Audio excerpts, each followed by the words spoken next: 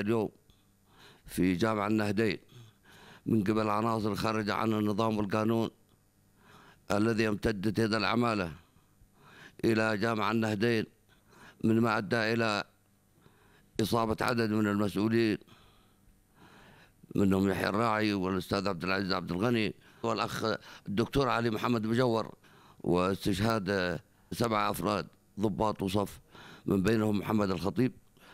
فسنتابع هؤلاء الجناه آجلا أم عاجلا بالتعاون مع كل أجهزة الأمن، ونحيي أبناء القوات المسلحة في كل مكان ورجال الأمن البواسل الثابتين لمواجهة هذا التحدي وهذا الصلف من قبل عصابة خارجة عن النظام والقانون لا لها علاقة بما يسمى بثورة الشباب الموجودين في ساحة التغرير. هؤلاء عصابة مسلحة احتلوا مؤسسات الدولة والوزارات ونهب الممتلكات، لا لها علاقة بأي انتفاضة أو بما يسمى بساحة التغرير، ولكن هذا راكب حماقة وراكب غرور، وهي حركة انقلابية للسطو على المال العام وإخراج المواطنين من مساكنهم في حي الحصبة.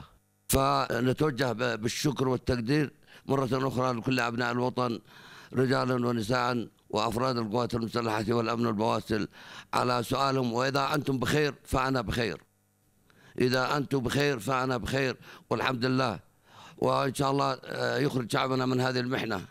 وهذا ما حدث اليوم في ظل وساطة قائمة من عدد من الشخصيات بين الدولة وعصابة التمرد أولاد الأحمر، وفي نفس الوقت كان وقف إطلاق النار ثابت، وقاموا فجروا الموقف اليوم من جديد. فنهيب بكل أبناء الوطن على الثبات والصمود، والقوات المسلحة والأمن على تصفية مؤسسات الدولة من هذه العصابة.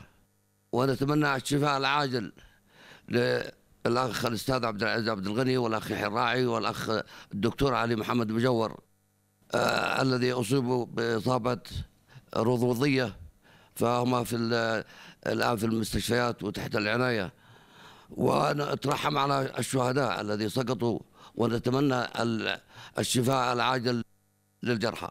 والسلام عليكم ورحمة الله وبركاته.